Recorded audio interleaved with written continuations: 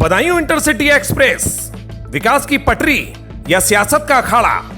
बदायूं से दिल्ली तक का रास्ता अब धुआंधार होने वाला है।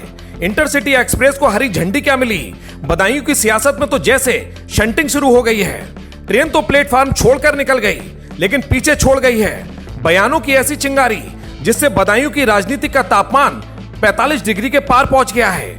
अभी ट्रेन को चले 24 घंटे भी नहीं हुए थे कि चुनावी मैदान में बाउंसर फेंकने का दौड़ शुरू हो गया। तारीख थी 13 अप्रैल, मौका था इंटरसिटी एक्सप्रेस के उद्घाटन का, लेकिन मंच से विकास की बातों के साथ साथ सियासी तीर भी चले।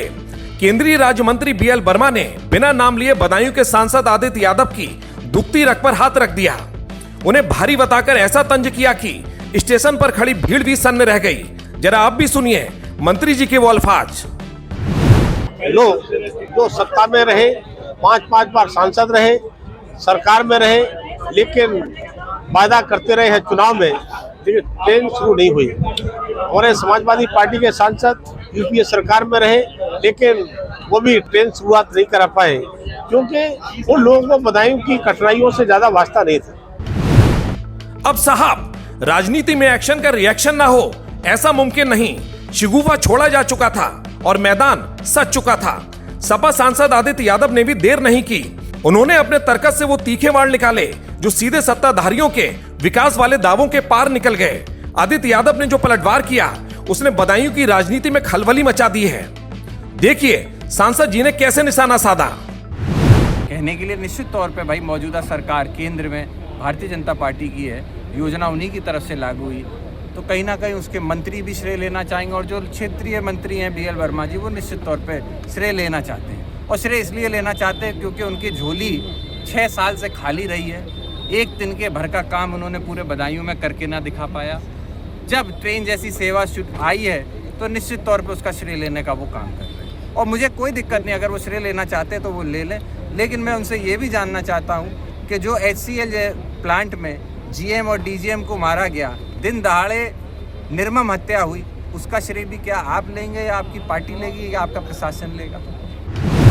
सांसद जी का बाढ़ इतना गहरा लगा कि बचाव के लिए खुद तो मंत्री जी नहीं आए, लेकिन बीजेपी के जिला अध्यक्ष ने मोर्चा संभाल लिया। उन्होंने एक्स को ही अपना कुरुक्षेत्र बनाया और सांसद को खुली चुनौती दे डाली। कह दिया कि हिम्मत है तो विकास कार्यों पर चर्चा कर लो, और बातों ही बातों में सांसद की सोच को संकुचित तक बता दिया। कुल मिलाकर बात यह है कि आजादी के इतने सालों बाद बदायूं को इंटरसिटी की रफ्तार तो मिल गई है, लेकिन ये रफ्तार विकास से ज्यादा विवादों में दौड़ रही है। यूपी में 2027 का दंगल करीब है, इसलिए हर कोई अपने तर्कस से सबसे धारदार अस्त्र आजमा रहा है। जहां तक बात रही श्रेय की, श्रेय आप ले लीजिए, क्योंकि अभी लड़ाई खत्म नहीं हुई। श्रेय वो लेते हैं जिनको लगता है कि हमने जंग जीत ली है। आपने भले ही ट्रेन बदायूं की दिल्ली के लिए चलवा ली हो, लेकिन मेरा प्रयास अभी भी खत्म नहीं हुआ है। हमारा प्रयास है कि बदायूं से लखनऊ के लिए भी ट्रेन चले, बदायूं से कहीं ना कहीं आने वाले समय में तौसी के लिए भी ट्रेन चले, और आने वाले समय में किस तरीके से शाहजहाँपुर और सभी क्षेत्र को हम लोग जोड़ पाएँ, इसकी हम लोग एक मुहिम बनाएंगे। और वो सारे काम भी कराने का हम लोग काम करेंगे, तब तक हम लोग शांत नहीं बैठेंगे। पटरी पर ट्रेन है और मैदान में नेता, लेकिन याद रखिएगा असली ड्राइवर जनता है। 2027 में किसके सर पर ताज सजेगा और किसकी ट्रेन ड्रेल होगी, ये तो वक्त ही बताएगा। फिलहाल इंतजार कीजिए, क्योंकि बदायूं के सियासी स्टेशन पर अभी बहुत खेल होना बाकी है। बदायूं से कुमार विकास की ये खास रिपोर्ट।